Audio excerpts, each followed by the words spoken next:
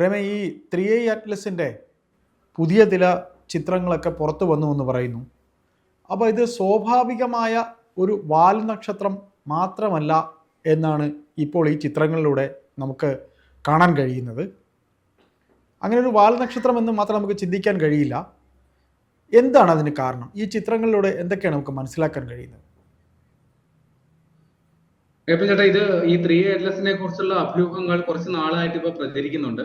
പക്ഷെ അത് വെറും അഭ്യൂഹമല്ല, അതിൽ കുറച്ചൊക്കെ കാര്യമുണ്ടോ എന്ന് ചിന്തിക്കേണ്ട തരത്തിലുള്ള തെളിവുകളാണ് ഇത് സംബന്ധിച്ച് ഇപ്പോൾ പുറത്തു വരുന്നത്. ഇപ്പോ കഴിഞ്ഞ 11-ാം തീയതി ഡേവിഡ് ജെവിറ്റ് അതേപോലെ ലേൻ ലൂ എന്ന് പറയുന്ന രണ്ട് വാന നിരീക്ഷകർ പകർത്തിയ ഒരു ചിത്രമാണ് ഇപ്പോൾ പുറത്തു വന്നേക്കുന്നത്. ആ ചിത്രം നിരീക്ഷിക്കുമ്പോൾ നമുക്ക് മനസ്സിലാകുന്നത് സാധാരണ വാൽ നക്ഷത്രങ്ങളിൽ കണ്ടു പരിചയിച്ച ഒരു സ്വഭാവമല്ല 3i അറ്റ്ലസ് കാണിക്കുന്നത് എന്നുള്ളതാണ്. കാരണം വലിയ രീതിയിലുള്ള ഒരു ജെറ്റ് പ്രൊപ്പൽഷൻ ഇതിനുണ്ട് എന്നുള്ളതാണ് കാര്യം. ഈ സൂര്യനെ അഭിമുഖമായി വന്ന് സൂര്യനിൽ നിന്ന് വേർപെട്ട് അതിവേഗതയിൽ കുതിച്ചു പാഞ്ഞു ഈ 3i അറ്റ്ലസ് എന്നാണ് ശാസ്ത്ര സമൂഹം ഇതിനെ വിലയിരുത്തിയത്. കാരണം 1,30,000 മൈൽ പെർ അവർ വേഗതയിൽ സൂര്യന്റെ പെരിഹീലിയോണിലേക്ക് വന്ന 3i അറ്റ്ലസ് അവിടെ നിന്ന് കടന്നു പോകുന്നത് 1,52,000 മൈൽ പെർ അവർ എന്ന അതിവേഗതയിലാണ്. നേരത്തെ തന്നെ അതിവേഗതയാണ്, ഇപ്പോ വേഗത വീണ്ടും കൂടി. അപ്പൊ അതിന്റെ കാരണം എന്ത് എന്ന് ചിന്തിച്ചപ്പോൾ ശാസ്ത്രജ്ഞന്മാർ കരുതിയത് ഇത് വലിയൊരളവിൽ ഇതിന്റെ മാസ്, അതിലെ ഐസും മറ്റു വാതകങ്ങളും ഒക്കെ സൂര്യനോട് ഏറ്റവും അടുത്ത് വന്ന സമയത്ത് കത്തി ജ്വലിച്ചു പോയിട്ടുണ്ടാകാം, അല്ലെങ്കിൽ ഐസ് വെള്ളമായി ബാഷ്പീകരിച്ച് പോയിട്ടുണ്ടാകാം എന്നുള്ളതാണ് അവർ കരുതിയത്. പക്ഷേ ചെറിയൊരു സ്ഫോടനം പോലും നടന്നിട്ടുണ്ടാകുമോ എന്നും ചിലർ കരുതിയിരുന്നു. കാര്യം ഇതിന്റെ വലിയൊരളവിൽ ഇതിന്റെ വലിപ്പം കുറഞ്ഞിട്ടുണ്ടാകണം, അതാണ് ഈ വേഗത വർദ്ധിക്കാൻ കാരണമെന്ന് പറഞ്ഞിരുന്നു. പക്ഷെ അങ്ങനെ സ്ഫോടനം നടന്നതിന്റെ യാതൊരു ലക്ഷണവും ഇല്ല എന്നാണ് ഇപ്പോൾ പുതിയ ചിത്രങ്ങൾ തെളിയിക്കുന്നത്. അത് മാത്രമല്ല, വലിയൊരു ജെറ്റ് പ്രൊപ്പൽഷൻ അതിൽ നടക്കുന്നുണ്ട്. അതായത് ഈ വിമാന എഞ്ചിനുകൾ അത് പ്രവർത്തിക്കുമ്പോൾ അതിന്റെ ജെറ്റ് വഴി വലിയ രീതിയിൽ അതിന്റെ ഈ ചൂട് വായു പുറത്തേക്ക് തള്ളും. അതിൻ്റെക്കാൾ ഭീകരമായ അവസ്ഥയിൽ ഈ 3i അറ്റ്ലസിന്റെ ഒരു ഭാഗത്തുകൂടി വലിയൊരളവിൽ ജെറ്റ് പ്രൊപ്പൽഷൻ നടക്കുന്നു. അതിനെ മുമ്പോട്ട് നയിക്കാനായിട്ട് ഒരു യന്ത്ര സംവിധാനം പ്രവർത്തിക്കുന്നുണ്ടോ എന്ന് പോലും സംശയിക്കത്തക്ക തരത്തിലാണ് ഈ ജെറ്റ് പ്രൊപ്പൽഷൻ നടക്കുന്നത്. അപ്പൊ ഈ ചിത്രം അതിന് തെളിവായിട്ടാണ് ഇവർ പറയുന്നത്. കാരണം സാധാരണഗതിയിൽ ഒരു വാൽ നക്ഷത്രം സൂര്യനെ അഭിമുഖീകരിച്ചു കഴിഞ്ഞാൽ അതിൽ ഉണ്ടാകുന്ന പ്രകാശനാളം, അതിന്റെ വാൽ എന്ന് പറയുന്ന സംഗതി ഒരിക്കലും സൂര്യനെ അഭിമുഖമായി വരാൻ ഒരു സാധ്യതയുമില്ല. പക്ഷേ ഈ 3i അറ്റ്ലസ് കാണിക്കുന്നത് സൂര്യന് അഭിമുഖമായാണ്, സൂര്യന് നേരെയാണ്. സാധാരണഗതിയിൽ സൂര്യപ്രകാശമേറ്റ് അതിന്റെ എതിർദിശയിലാണ് അതിന്റെ വാതകം അല്ലെങ്കിൽ അതിന്റെ ബാഷ്പീകരണം ഒക്കെ നടക്കേണ്ടത്. പക്ഷെ ഇത് നേരെ സൂര്യന് അഭിമുഖമായി തന്നെ ഇത് സംഭവിക്കുന്നു.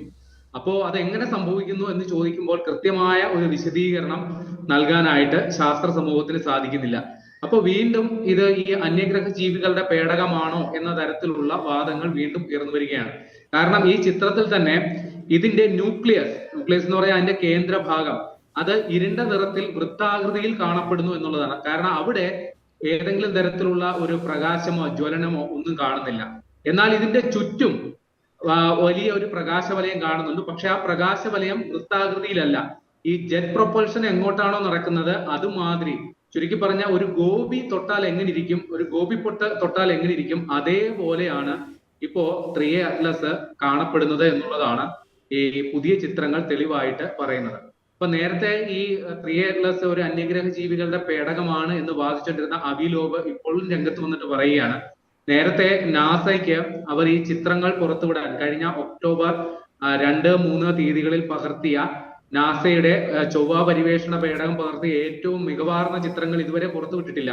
അപ്പൊ അത് എന്തുകൊണ്ട് പുറത്തുവിടുന്നില്ല എന്ന് ചോദിച്ചപ്പോൾ നാസയിലെ അധികൃതർ നൽകിയ ചില വിശദീകരണം അമേരിക്കയില് ഷട്ട് ഡൗൺ നടക്കുകയാണ്, അമേരിക്കയിലെ ഭരണ സംവിധാനം പൂർണ്ണമായി നിശ്ചലമാണ്, നാസയുടെ പ്രവർത്തനത്തെ അത് ബാധിച്ചു. പക്ഷെ ഇപ്പോ ആ അടച്ചുപൂട്ടലൊക്കെ തന്നെ അമേരിക്കയിൽ പിൻവലിക്കപ്പെട്ടു.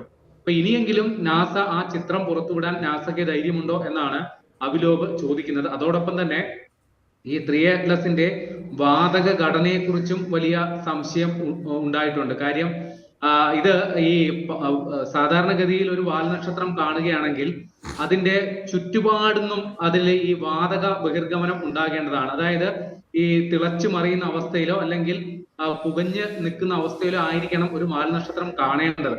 പക്ഷെ ഇത് അങ്ങനെയല്ല. ചില പരിമിതമായ സ്ഥലങ്ങളിൽ മാത്രമാണ് ഈ 3A ഈ വാതക ബഹിർഗമനം നടക്കുന്നത്. അപ്പോ നേരത്തെ അഭിലോപ് കണ്ടെത്തിയത് അല്ലെങ്കിൽ അവകാശപ്പെട്ടത് 7 ജെറ്റ് പ്രൊപ്പൽഷനുകൾ ഈ 3A ഉണ്ട്, അല്ലെങ്കിൽ 7 യന്ത്ര സംവിധാനങ്ങൾ 3A ഉണ്ടെന്നാണ് അദ്ദേഹം വാദിച്ചത്. ഏതാണ്ട് ആ വാദം ശരിയാണ് എന്ന് തോന്നിപ്പിക്കുന്ന തരത്തിലാണ് പുതിയ ചിത്രം. കാരണം ഈ വാൽനക്ഷത്രം മൊത്തത്തിൽ ഒരു പുകഞ്ഞു നിൽക്കുന്ന ഒരു അവസ്ഥയിലുള്ളതല്ല. ചില ഭാഗങ്ങളിൽ നിന്ന് മാത്രമാണ് ഇതിന്റെ വാതക നിർഗമനം നടന്നുകൊണ്ടിരിക്കുന്നത്, അല്ലെങ്കിൽ ജെറ്റ് പ്രൊപ്പൽഷൻ നടന്നുകൊണ്ടിരിക്കുന്നത് എന്ന് സൂചിപ്പിക്കുന്ന ചിത്രങ്ങളാണ് വന്നേക്കുന്നത്. ഏതായാലും വരുന്ന 19-ാം തീയതി ഭൂമിയിൽ നിന്ന് നമുക്ക് ഏറ്റവും അടുത്ത ഒരു അകലത്തിലേക്ക് 3A എത്തും. ആ സമയത്തും നമ്മളും 3A തമ്മിൽ ഏതാണ്ട് 270 മില്യൺ കിലോമീറ്റർ അകലമുണ്ട്. ആ സമയം വരെ നമുക്ക് നല്ല രീതിയിൽ 3A നിരീക്ഷിക്കാൻ പറ്റും. അതിനുശേഷവും 3A നമ്മുടെ സൗരയൂഥത്തിലൂടെ പ്രയാണം തുടരുക തന്നെയാണ്.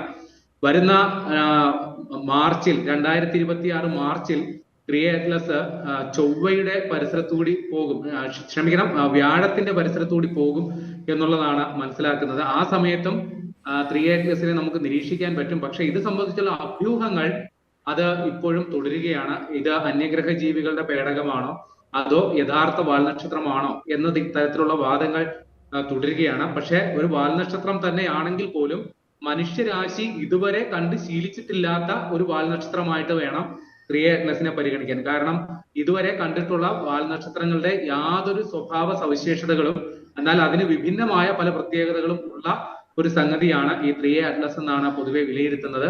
അതുകൂടാതെ ഇത് വലിയ രീതിയിൽ കാർബൺ ഡൈ ഓക്സൈഡ് പുറന്തള്ളുന്നു, അല്ലെങ്കിൽ അവിടെ ഐസ് ഉണ്ട്, ജലതന്മാത്രകളുണ്ട്. അപ്പൊ ജലതന്മാത്രകളുമായി ചേരുമ്പോൾ കാർബൺ പുറന്തള്ളൽ എങ്ങനെ സംഭവിക്കുന്നു, ഇത്ര വലിയ അളവിൽ കാർബൺ പുറന്തള്ളൽ എങ്ങനെ സംഭവിക്കുന്നു എന്നതിനെ കുറിച്ചും വലിയ ചർച്ചകൾ നടക്കുന്നുണ്ട്. അപ്പൊ അതിന് ഇവർ കണ്ടെത്തുന്ന ഉത്തരം ഈ 3A ഏത് നക്ഷത്ര പിറവിയെടുത്തത് ആ നക്ഷത്ര സമൂഹത്തിലെ പ്രത്യേകത ഇങ്ങനെ ആയിരിക്കാം. ഒരു പക്ഷേ അവിടെ ജീവൻ നിലനിൽക്കാനുള്ള സാധ്യത ഉണ്ടായിരിക്കാം.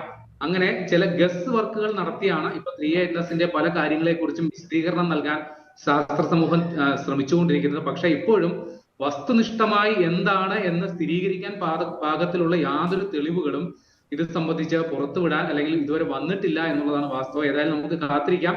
വരുന്ന ഡിസംബർ 19-ന് ഇത് ഭൂമിയുടെ ഏറ്റവും അടുത്ത് വരും. അതിനുശേഷം മാർച്ചിൽ ഇത് വ്യാഴത്തിന്റെ അടുത്ത് വരും. അതിനുശേഷവും കുറച്ച് നാൾ കൂടി നമുക്ക് 3A നിരീക്ഷിക്കാൻ പറ്റും. അതിനുശേഷം ഇത് നമ്മുടെ ഈ ലോകത്ത് നിന്ന്, നമ്മുടെ ഈ സൗരയൂഥത്തിൽ നിന്ന് തന്നെ മറഞ്ഞ് അജ്ഞാതമായ ഏതോ ഇരുണ്ട മേഖലയിലേക്ക് 3A കടന്നു പോകും. ഒരു പക്ഷേ ഈ 3A സമാനമായ ഇനിയും നക്ഷത്രങ്ങൾ അല്ലെങ്കിൽ വാൽ നക്ഷത്രങ്ങൾ നമ്മുടെ കാഴ്ചയെ തേടി ഇനിയും വരുമായിരിക്കാം. അതിനെക്കുറിച്ച് ഇപ്പോ തൽക്കാലം നമുക്ക് ഒരു മുൻകൂട്ടി ഒരു പ്രവചനം നടത്തുക ഏറെക്കുറെ അസാധ്യവുമാണ്.